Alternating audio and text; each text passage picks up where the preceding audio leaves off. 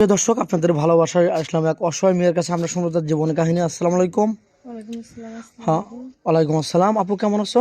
আছি ভালো, আপনার সবাই ভালো আছেন? আল্লাহ তালা খুব ভালো লাগছে। যাই হোক, তোমার বিস্তারিত তোমার নাম এবং ঠিকানা। আমার নাম মোসাম্মদ বৃষ্টি খাতুন, বাড়ি টাঙ্গাইল ভপুর। আচ্ছা, তোমার নাম বৃষ্টি খাতুন, বাড়ি টাঙ্গাইল বুয়াপুর। তোমার ফ্যামিলি থেকে কে আছেন? ফ্যামিলিতে মা বাবা কেউ নেই, সব চাচা আছে চাচি আছে।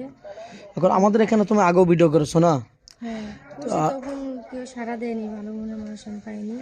এখনো কোনো সাড়া পাওনি, এই তো? তার জন্য আপনাদের ক্যামেরার সামনে আবার আসছি। আচ্ছা, যাই হোক, তুমি কি ধরনের ছেলে চাচ্ছ যে এখনো তুমি পাচ্ছ না?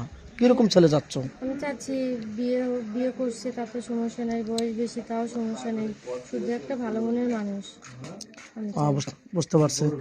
তো যাই হোক, কোনো প্রবাসী বাদুল বিবাহিত বা তার বাচ্চা আছে, দুটো বেবি আছে, বা ওয়াইফ অসুস্থ আছেন, এরকম ম্যান হলে তোমার চলবে?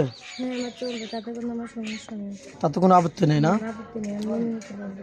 ও আচ্ছা আচ্ছা, ঠিক আছে। কারণ আমার এখন একটু মাথার উপর ছায়ার দরকার। ও, বুঝতে পারছি। তো যাই হোক, কোনো প্রবাসী বাদুল তোমাকে বিয়ে করে বাইরে রেখে যান, তাহলে কি শ্বশুর শাশুড়ির সাথে তুমি খারাপ রিয়াক্ট করবে, খারাপ ব্যবহার করবে? না, কখনো করবো না, কারণ আমি তো মা বাবার আদর পাইনি, তারা আমার মা বাবার মতো, তাকে আমি সবসময় ভালোভাবে রাখবো। হ্যাঁ, বুঝতে পারছি।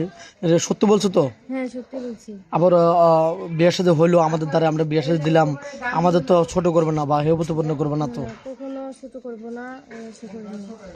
ও শুধু তাদেরকে আমি মা বাবার চোখে দেখবো এবং সারা জীবন দেখবো। তাই? হ্যাঁ। আচ্ছা, কোনো প্রবাসী বাজুল তার ফ্যামিলি রেখে বা ফ্যামিলি নাই, তার বাপ মা নাই, কেউ নেই, তোমার বাড়িতে বাড়ি করে থাকতে চান, তাহলে কি তুমি ওরকম বা রাখতে পারবে বা থাকতে পারবে সে? কারণ সেরকম তো আমার সামর্থ্য নাই ভাই।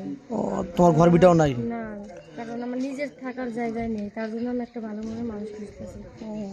আচ্ছা, সব অনেক সুন্দর কথা বলছো। দেখ, তুমি তো মুসলমান, নামাজ কালাম পড়া হয়? হ্যাঁ, ইনশাআল্লাহ মুসলমান, নামাজ কালাম পড়ি।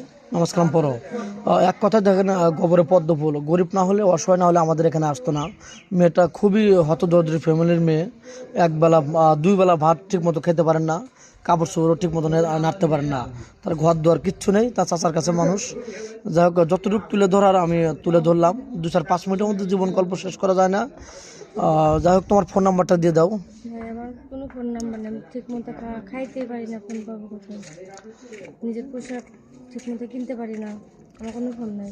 আমার সাথে যোগাযোগ করতে চাইলে আপনাদের সাথে যোগাযোগ করতে হবে। তোমার কোনো ফোন নাম্বার নেই? আদৌ ফোন কিনে নেই না? না, না। তো যাই হোক, তুমি স্বামীর কাছে তোমার কি চাওয়া একটু বলো তো?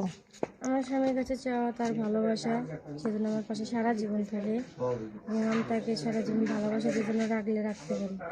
সত্যি বলছো না? হ্যাঁ, সত্যি। তো যাই হোক, মেয়েটা কোনো ফোনে আমাদের নাম্বার দেওয়া থাকবে, কেউ ভিডিও কল দেবে না, ভিডিও কল দিয়ে ব্লক করতে বাধ্য হবো। ভালো থাকবেন, সুস্থ থাকবেন, এই বলে শেষ করে দিচ্ছি। আল্লাহ হাফেজ।